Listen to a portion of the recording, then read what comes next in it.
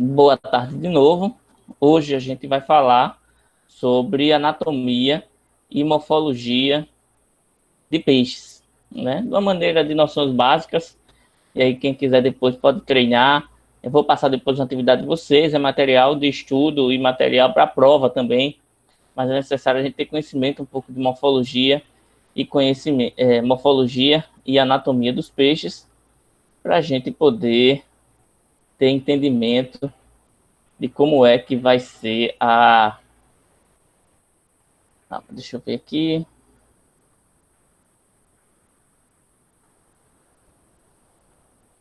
Como é a nossa prova, né? Vai ser assunto da nossa prova. Deixa eu ver se eu consigo.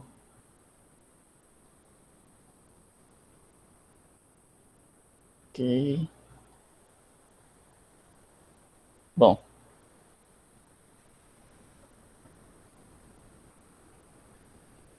Agora, se vocês estão vendo aí a apresentação, gente, tá ruim para vocês verem aí. Dá para ver. Agora tá em tela inteira, não tá? Ainda não. Ainda não tá em tela inteira para vocês? Pra mim não. Vou olhar aqui o que está acontecendo.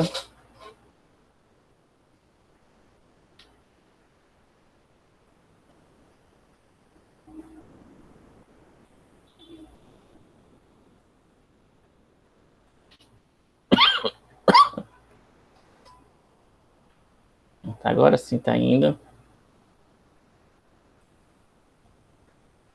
Bom, e agora, gente? Agora sim. Bom, então como eu tinha falado, a gente vai falar sobre morfologia e fisiologia de peixes. E quando a gente fala sobre morfologia e fisiologia de peixe, a gente fala de um bocado de espécies de peixe, são várias, né, as espécies. É complicado até para a gente entender como é a forma e a anatomia de um número de espécies de peixes tão diferentes. Entretanto, inicialmente a gente precisa classificar esses animais de maneira zoológica em 3 grandes grupos, né? São animais que têm coluna vertebral, então são do filo Chordata, subfilo vertebrado, e em 3 grandes grupos a gente pode dividir esses peixes, né, esses animais. Os peixes agnatas, que são em número de 50, mais ou menos, né? São caracterizados por serem peixes desprovidos de mandíbula. E por isso a boca normalmente é circular. São os peixes da classificação do grupo da família agnata. E aí a gente tem peixe-bruxa, lampreia, e normalmente esses peixes não têm tanta importância zootécnica ou importância econômica, né? Mas está dentro da classificação. Também tem os outros peixes chamados do grupo Chondrichthyes. São mais ou menos 800 peixes, espécies de peixes, e são aqueles peixes que têm o esqueleto cartilaginoso. Ou seja, eles são os tubarões, as raias. Também não tem tanta importância econômica, apesar que há consumo, mas o cultivo desses peixes, a não ser para peixes para fins ornamentais, né? Mas para fim de consumo não tem tanto interesse. Mas existe sim também aí o interesse. E aqueles peixes do grupo Achinopterige, que são até 20, que tem mais ou menos 21 mil peixes, espécies de peixes. Esses peixes são os peixes que têm o esqueleto ósseo, ou seja, eles são da Infracastela e são a maior parte dos peixes que a gente tem interesse zootécnico, peixes comerciais, sardinha, cioba, tilápia, tambaqui, truta e vários outros aí, alguns até vocês vão falar na próxima aula. E aí vamos conhecer um pouquinho sobre as espécies de peixe, né, os grupos atuais, peixe-bruxo e lampreia, a figura A, né, que são da classe agnata, os tubarões e as raias, como vocês podem ver, a figura C e figura B, que são peixes da classe Chondrichthyes, e os peixes teleósteos, né, que são os peixes da classe Achinopterige, que tem o esqueleto ósseo, a maior parte dos peixes de interesse comercial e de consumo para nós. Vamos conhecer um pouquinho, já que a gente está falando de morfologia, sobre quais são as partes dos peixes. Mesmo com essas grandes diferenças, existem algumas padronizações que a gente consegue firmar para vocês aqui. Primeiro a gente conhecer o peixe por fora, né? E este é uma figura, um desenho, uma figura clássica, né? de um peixe mais conhecido, que a gente pode ter conhecimento, muito comum. Onde a gente tem na parte de cima, né, as barbatanas ou nadadeiras, né, dorsais, pode ser uma ou pode ser mais de uma, né, que aí está com barbatana dorsal espinhosa e dorsal mole. A nadadeira ou barbatana caudal, uma parte de ligação que liga o corpo à nadadeira, chamado pendúnculo caudal. Uma nadadeira que fica próximo aqui do orifício anal, onde é o ânus, que se chama barbatana ou nadadeira anal. As barbatanas peitorais, que ficam lateralmente aos animais, e as barbatanas pélvicas, que normalmente ficam abaixo dos animais. Exato. Temos também aqui a boca, que aí tem vários formatos de boca, os olhos, também vários formatos, e as narinas ficam logo aqui próximo dos olhos. Passei aqui para vocês, que talvez são estruturas que nem alguns não conheçam o nome, mas tipo uma janelinha, né, o opérculo, né, que fica no final da cabeça do animal. Normalmente os peixes são cobertos de escamas, mas existem peixes que não têm escamas, outros que são cobertos parcialmente de escamas. A gente vai ver, inclusive, os tipos de escamas também.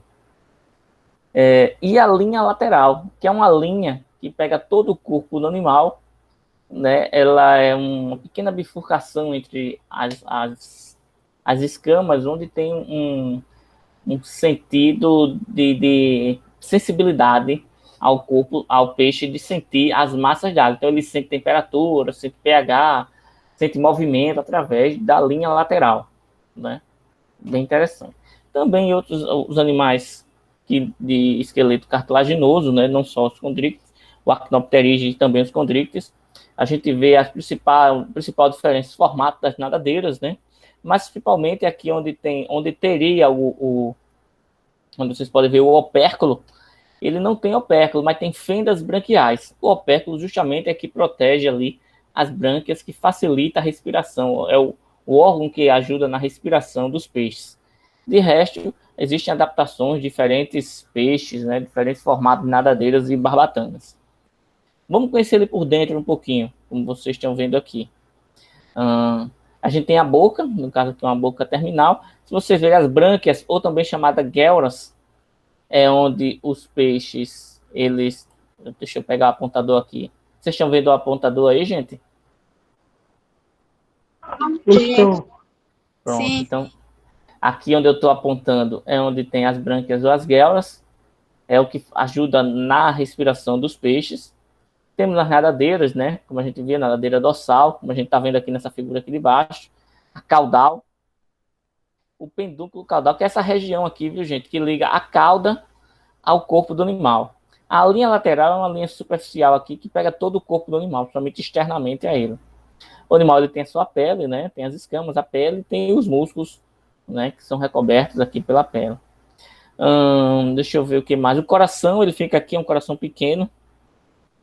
E fica aqui próximo das brânquias.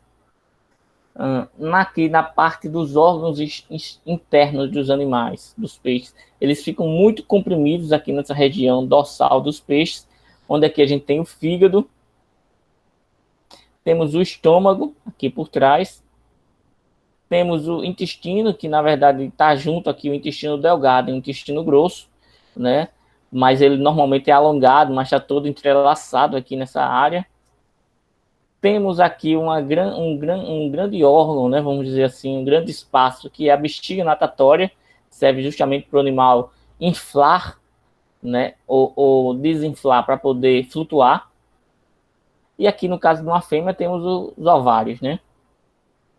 Ok? Isso só vai estar disponível para vocês também. Já está lá no Moodle. Vai estar disponível para vocês consultarem.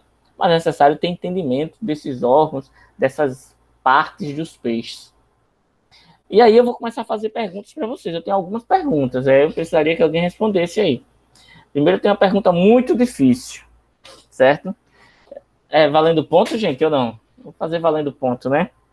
Uma pergunta muito difícil. Vou ler aqui para vocês. Ao comprar peixes para seu aquário, você observou que o dono da loja colocou os peixes em um saco com água do aquário e amarrou. Alguém já viu isso? Acho que normalmente sempre faz isso, né? Em seguida, ele disse para você colocar... Em seguida, ele disse para você colocar o saco na água do seu aquário por 20 minutos. E aí só depois soltar os peixes do saco em seu aquário. Explique por que ele fez essa recomendação. Quem pode me responder, gente? É para o peixe Pra o acostumando peixe. com a temperatura da outra água. É o Com que? aclimatação. Fala, Júnior Silveira. Ô, É professor, para o isso é peixe. aclimatação. Eu não tô. Tá, fala aí, eu não entendi. Depois o Madalena, a Tati também queria falar alguma coisa, mas fala, Silveira, de novo. É para o peixe se aclimatando com a temperatura da água do aquário. É, o que é que Madalena falou aí, hein, Nelson? Aclimatação. Aclimatação, como assim? Me explica aí essa aclimatação. Fazer com que o peixe se acostume com o novo ambiente, né? Ele tá saindo, sei lá, de uma água a 20 graus e vai para uma a 21 graus. Então ele tem que se acostumar com aquela a 21 para não morrer, né? Não levar choque térmico. Tati, quer falar alguma coisa? Ou não? Não, os meninos já Não. falaram. Foi impressão. Mas é justamente isso mesmo, né, gente? Deixa eu voltar lá para a apresentação. Certo? A pergunta muito difícil, normalmente todo mundo já viu isso, mas justamente porque os peixes eles são pecilotérmicos, gente. Então, eles mudam a temperatura do corpo de acordo com a temperatura do ambiente. E aí, se eles quando estão com a temperatura da água do aquário onde eles estão lá na loja, ele bota para outro lugar, é necessário haver essa aclimatação, como disse aí José Silveira e o Madalena, né? Por eles terem essa mudança, senão pode haver um choque térmico, principalmente temperatura, dos outros parâmetros de qualidade de água, e esse peixe pode morrer se você jogar ele direto. Por isso que tem que deixar 20 até mais, até 30 minutos com o saco fechado, só para mudança de temperatura. E depois, aos pouquinhos, vai misturando a água antes de soltar esses peixes no seu aquário, certo? Os répteis e anfíbios também são pecilotérmicos, ou também chamados equitotérmicos ou exotérmicos, que eles mudam a temperatura do corpo de acordo com a temperatura ambiente, diferente dos mamíferos que mantêm a temperatura constante do corpo, né? Ok, falando isso, vamos entender um pouquinho mais sobre a morfologia externa do corpo dos peixes. A maior parte dos peixes possui simetria bilateral, ou seja, um lado do corpo é igual ao outro, mas existem exceções, e muitas exceções no caso dos peixes, é que alguns peixes eles não possuem simetria bilateral, eles são assimétricos. Eles são, às vezes, possuem simetria bilateral quando está inicialmente na fase de larva, mas depois eles mudam completamente o seu formato de corpo, como esses peixes linguado e alguns outros peixes que ele tem, por exemplo, tem os olhos só na parte de cima, né, e não tem olhos na parte de baixo. Se você cortar ao meio esses peixes aqui, como vocês estão vendo na figura C, D, E e F, em cima, na parte de cima, numa visão frontal, e uma visão de baixo, né? Claro que eles estão virados, né, assim de lado para tirar foto. E eles vivem normalmente enterrados, né, no substrato, nos sedimentos, e eles não têm essa simetria bilateral como a maior parte dos peixes tem. Então tem aqueles peixes que têm essa simetria e outros que não têm. Existe essa particularidade, existem essas exceções no caso dos peixes. Mas independente dessas grande quantidade de formas, né, de corpo dos peixes, existem algumas aglutinações que a gente consegue fazer. Se a gente, dependendo da visão que você faz de peixe, você tenha a formato do corpo dele. Por exemplo, os peixes, você tem que olhar por mais de uma. A gente está só vendo aqui uma foto de uma visão só, né? Mas normalmente você vai avaliar o formato do peixe, você tem que ter essa visão tridimensional. Uma visão lateral, superior e também frontal.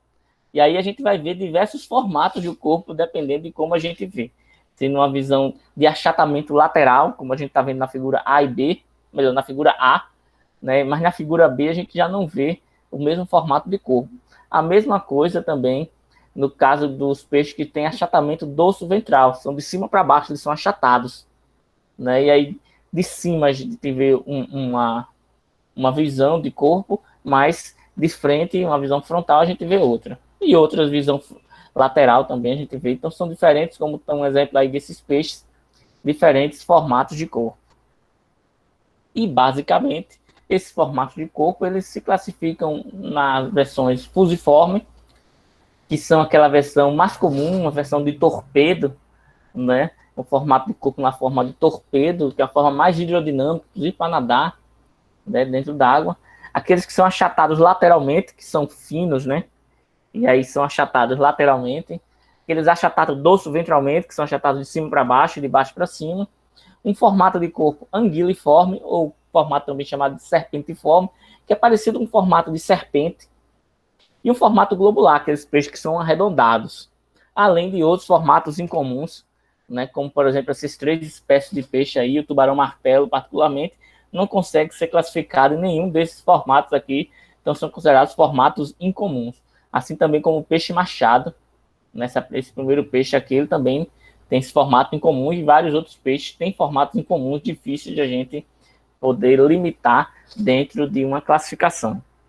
Certo? Então, de forma geral, a gente tem 5 formatos, além dos formatos incomuns: formato fusiforme de corpo, achatado lateralmente, achatado dorso-ventralmente, anguiliforme e globular. Ok? Se a gente for prestar atenção aqui nesses exemplos de peixes, um exemplo de duas figuras, 2 fotos do peixe de formato fusiforme, a corvina e o atum, é um formato mais aerodinâmico, né? Mais hidrodinâmico, melhor dizendo. É um formato de torpedo. Aqueles que são achatados lateralmente, e aí o peixe, o paru, borboleta, não, peixe-sapo não, a F aqui tá, o peixe-sapo é a letra G, viu, gente? Tá errado aqui essa figura. Mas o que estão aí circulados são achatados lateralmente.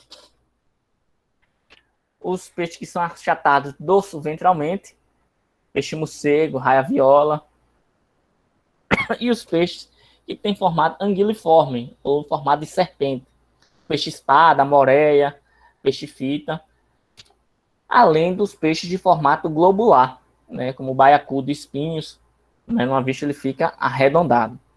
Okay? Então temos esses 5 tipos de formatos, além dos formatos incomuns de corpo. Formato fusiforme, achatado lateralmente, achatado dorso-ventralmente, anguiliforme e globular.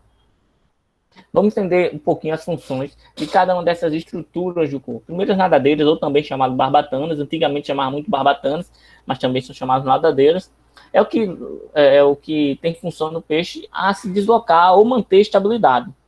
Algumas nadadeiras, inclusive, são auxiliares na postura, e eles podem ser impares no corpo dos peixes ou serem isolados. Existem várias nadadeiras, né, e várias adaptações. Nadadeira dorsal, aquela parte de cima, dá estabilidade na natação, como se fosse um leme, né, que se, por exemplo, o animal que não tem nadadeira dorsal, ou se for cortado, se pudéssemos cortar o animal para permanecer vivo, ele ia ficar rodando porque ele não ia ter direção de sua natação. A nadadeira anal dá estabilidade na natação, direção e controla o movimento horizontal e vertical. Nadadeira caudal permite o peixe deslocar-se mais facilmente, mais fortemente, mais rápido, né, serve como leme. E 2 nadadeiras pélvicas normalmente são em pares, ajudam na estabilidade do peixe da água e também protegem os órgãos pélvicos. E as nadadeiras peitorais, que normalmente também são em pares, que dá também um andamento e movimentação de lado a lado. Se a gente for prestar atenção aqui, temos 2 fotos de peixes. Essa primeira foto, temos a nadadeira dorsal e uma outra nadadeira dorsal chamada nadadeira adiposa, né? Essas nadadeiras dorsais, elas podem conter espinhos ou não, certo? Muitos peixes utilizam esses espinhos como proteção. Ele tem dos 2 lados nadadeira peitoral em pares, assim como as nadadeiras pélvicas também. Alguns peixes possuem, outros não possuem. A nadadeira anal, que fica próximo aqui do orifício urogenital, e a nadadeira caudal dos peixes. Se a gente for nessa outra foto, a gente tem uma foto diferente, né? Diferente formato. Por exemplo, a nadadeira peitoral é bem desenvolvida, mas continua sendo na forma lateral dos peixes. A nadadeira pélvica é abaixo aqui do corpo do animal, mas quase lateralmente, né? 2 nadadeiras dorsais e a nadadeira caudal. Você vê que existem diferenças, né, nos diversos formatos de nadadeiras, dependendo do peixe. Tem outra pergunta aí, hiper difícil. Valendo o ponto essa, vou perguntar para vocês aí. São 2 perguntas. A primeira pergunta é o seguinte: uma primeira situação. Ao participar de uma pescaria, você observou que os peixes são lisos e escorregadios. Como é que você explica esse fato? Por exemplo, quem já pescou alguma coisa, ou já pegou um peixe e viu que tirou ele da água, você viu que ele é bem lisozinho, né? Inclusive escorrega da mão. Quem já prestou atenção nisso? E quem é que pode me explicar por que isso acontece? É peixe de couro. Mas todos os peixes, viu? A maior parte dos peixes, quando você tira ele, mesmo peixe total, com diferentes tipos de coberturas de escamas, ele é escorregadio, né? Inclusive, quando tira da água, ele é mais escorregadio, né, ainda. Por quê, gente? Quem é que pode me explicar? Não é proteção, é um meio de escapar, né, dos predadores, não? Sei lá. Quem me explica mais? Quem mais fala para mim?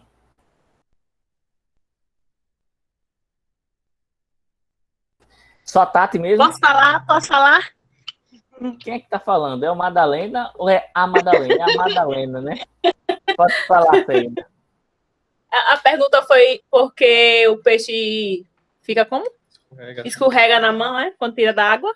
É, mais ou menos isso. Vou colocar aqui. Não é um tipo de sistema de defesa dele, né? É um tipo de muco que o animal produz para facilitar a natação, mas também para proteger, né, o corpo dele. Imagine que ele leva um corte e aí a água é cheia de micro-organismos, cheia de fungo, então ele produz mais muco para poder proteger ali aquela área e também facilitar a natação dentro da água. Quando você tira ele da água, é um meio de defesa assim, porque ele começa a produzir mais muco, justamente para escorregar e voltar para a água, certo? Então, por isso que os peixes eles são escorregadios, é um tipo de muco que é produzido pela pele dos peixes. Tem outra pergunta. Que parte do peixe ele movimenta com força ao ser retirado da água? E por que ele faz isso? Quem me responde essa? A parte da cauda. Oi? A nadadeira é caudal. A nadadeira é caudal, né? Nadadeira é caudal, exato. É uma parte das mais fortes, né, que o animal tem para se movimentar. Inclusive numa situação de defesa, né, dele querer se soltar. E existem vários tipos de nadadeiras caudais, né? E aí, essa é a classificação quanto à anatomia interna, a gente pode dividir em 3 tipos, heterocercal, difcercal e homocercal. Heterocercal são características somente dos tubarões, né? Que tem as vértebras com inflexão na parte superior da nadadeira caudal, como a gente está vendo nessa primeira foto aqui. A difcercal é característica dos peixes pulmonados, eles, como a piramboia, eles têm como característica possuir 2 lóbulos iguais e as vértebras presentes até a extremidade da nadadeira caudal. E a homocercal, as vértebras terminam no pendúculo caudal, ou seja, o formato da nadadeira é bastante variado, mas normalmente tem esse formato aqui de leque. Então, ele finaliza aqui no pendúculo caudal a sua coluna vertebral. Então, a gente basicamente tem esses 3 tipos, heterocercal, difcercal e homocercal. Claro que existe uma série de variações desses tipos de nadadeiras caudais, mas basicamente são essas 3. Ok? Um outro órgão também da morfologia externa dos peixes é a linha lateral. Se vocês prestarem atenção nos peixes, ela tem uma linha quase que imperceptível, né, que grande parte dos peixes tem. Essa figura aqui ampliada, esse desenho dessa primeira figura, vocês veem que tem uns buraquinhos, que é justamente por onde passa a água, e a linha lateral é como um órgão sensitivo dos peixes, né? Tem uma ligação com o sistema nervoso e tem essa função de orientação, como se fosse um olfato dos peixes. Eles reconhecem as características das massas d'água, como temperatura, salinidade, através aqui da linha lateral. Pode ser facilmente identificado nos peixes e está sempre na lateral do peixe. Se a gente for prestar atenção aqui, está sempre na lateral dos peixes. Um outro órgão também muito interessante é a bexiga natatória. A bexiga natatória parece até, inclusive, uma bexiga mesmo, né? Que ela enche, né? Uma bexiga, uma bola de sopro, e esvazia, que ajuda na flutuabilidade dos peixes, do animal a afundar, né? Ou a mergulhar, ou a flutuar. Aí, se a gente for ver essa figura aqui, ó, nos desenhos de baixo, a gente consegue ver em duas espécies de peixe, dois desenhos. Essa parte amarela são a bexiga natatória, ocupam uma grande parte do trato gastrointestinal, melhor, do interior, né? Da parte interna dos peixes. E aqui onde tem BN é a bexiga natatória aqui desse peixe que foi aberto. Você vê todos os órgãos estão comprimidos aqui em uma grande área. Essa bexiga natatória cheia de ar. Ele está até cheio aqui ainda. Ok? Falando isso, eu tenho outra pergunta. Hoje eu estou perguntando muito para vocês, né? Uma pergunta super difícil. E essa parece que é super difícil mesmo. Quem acertar, eu vou dar um ponto. Você já deve ter visto que o peixe costuma ir até a superfície da água, coloca a boca para fora da água e depois desce. O que é que ele estaria fazendo? Estaria ele gritando, estou com fome, estou com fome. Ou seja, ele coloca a boca fora da água, né? E depois desce. Vez ou outros peixes fazem isso. E aí tem as alternativas. Ninguém responde ainda, viu, gente? Só quando eu falar, fala valendo, que vale um ponto. Estaria ele gritando, estou com fome, estou com fome. Estaria ele cuspindo para fora da água, para não sujar a água, que ele é muito educado, então os peixes têm mais educação do que o ser humano, então ele bota a boca para fora da água e abre a boca para poder cuspir, porque ele não vai cuspir dentro da água onde ele está vivendo. Ou estaria ele enchendo a bexiga natatória de ar? Bom, falando isso, eu tenho... Calma, não disse ainda, não pode responder. Quem vai responder aí? Valendo agora, quem vai responder? Tem que dizer primeiro que vai responder. Letra C. Hã? Nenhuma das tentativas. Oi, David. Letra C. Nenhuma das três. Nenhuma das três, nenhuma das alternativas, né? Olha bem, gente, você tem certeza? Quem responde? Professor, também Eu vou na acredito que letra seja... C. Vitória, é o quê? Acha que é o quê? É, letra C também. Tem Porque não tem certeza? como o peixe subir para dizer que está com fome. Acredito que não. Mas e ele cuspir para fora d'água, para não cuspir dentro d'água? Porque ele é muito educado. Eu acho que não também. Tem certeza que ele... Você nunca ouviu, não, ele gritando assim, tô com fome, tô com Eu já fome. vi. Eu Ele já vi grita- eles fazendo isso, mas eu não sei exatamente qual é a função que ele tem para fazer isso. Você já viu já ele falando? Já. Não, falando não, mas eu já vi ele fazendo isso. Ele subir para a superfície da água e fazendo isso. Ah, tá. É como se ele estivesse pedindo oxigênio, não sei. Ah, sim. Eu pensei que ele estivesse falando de ter ouvido. Mas tudo bem. Nem cuspindo você não ouviu, não, também. Nunca viu. Não. Então tá bom. Na verdade, Tato falou o quê? O que foi que David falou? Nenhuma das três. David é todo do contra. Não tem nem essa alternativa aqui, David, pra você falar. E Tato falou o quê? Tem uma pegadinha aí, eu acho. Eu falei a letra C. Letra C. Muito bem, Tato. Parabéns. Tato e Vitória também, né? Já vi ele cuspindo aí, né, Tiago? Pois é.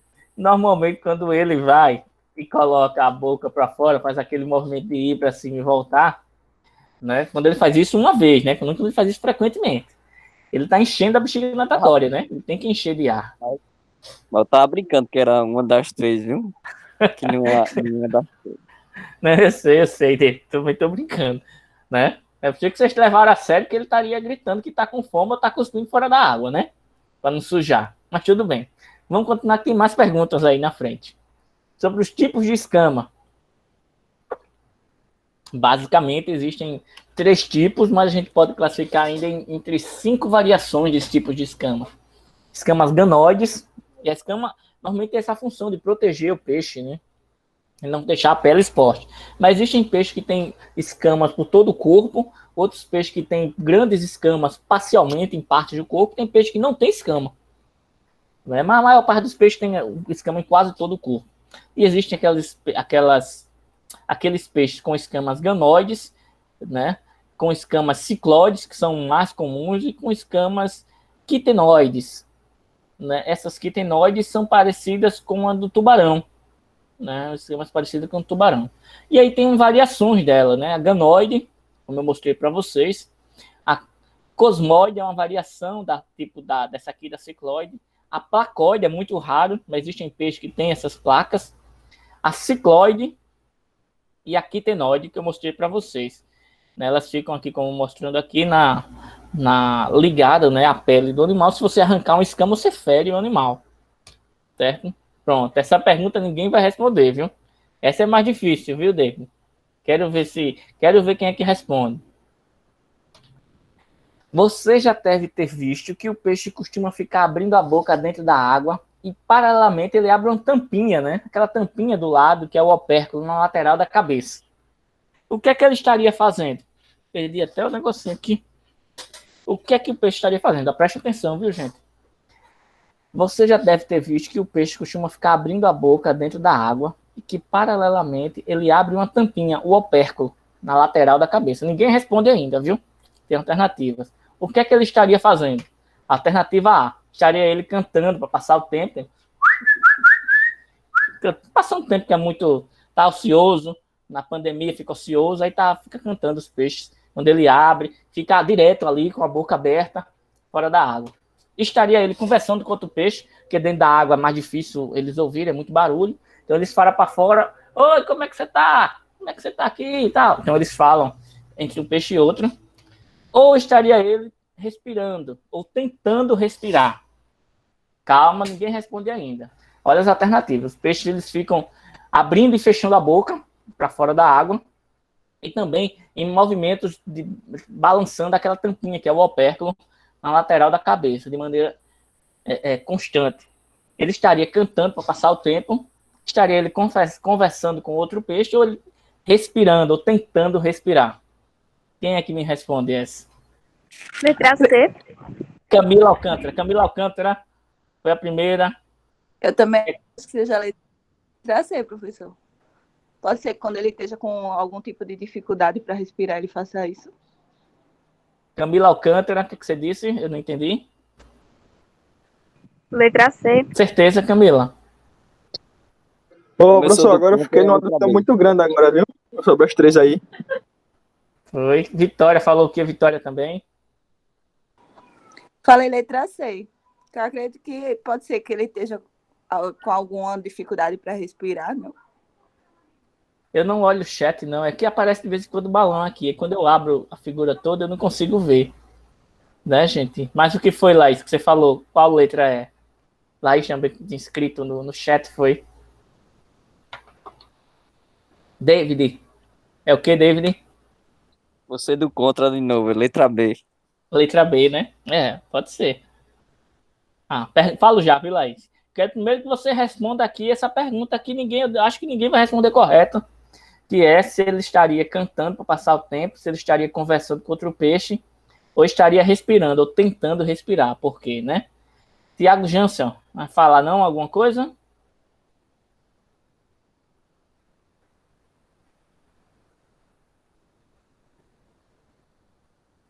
Ajuda na respiração. Letra C mesmo.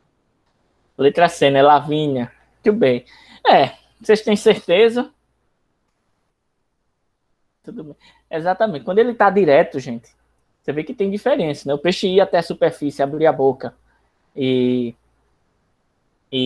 depois voltar, é uma coisa. Ele vai só enche ali a bexiga natatória, volta diferente do que ele ficar direto. E às vezes acontece muito à noite, onde tem muita densidade de peixes. Eles ficam direto, tentando respirar, e não conseguem, porque a respiração deles é pelas brânquias, como eu estou mostrando aqui para vocês. Essa região aqui é a região por onde peixes fazem as trocas gasosas.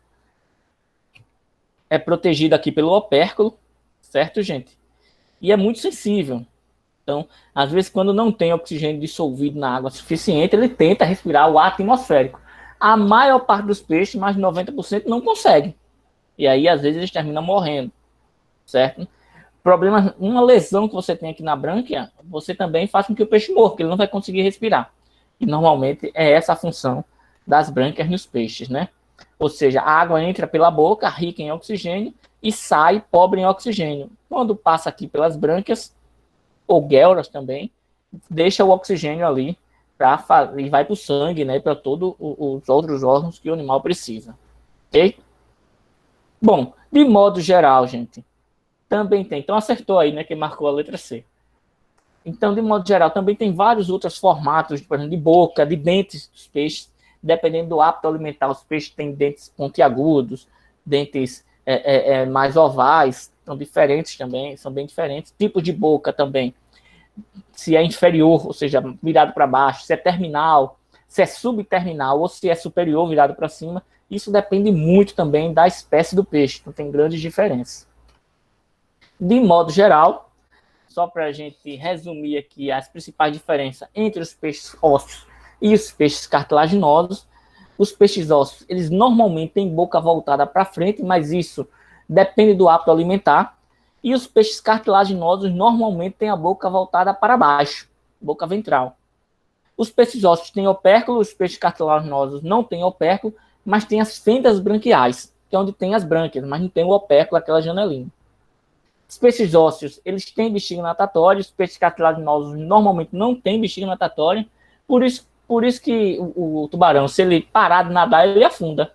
Ele não tem bexiga natatória, então ele é constantemente nadando.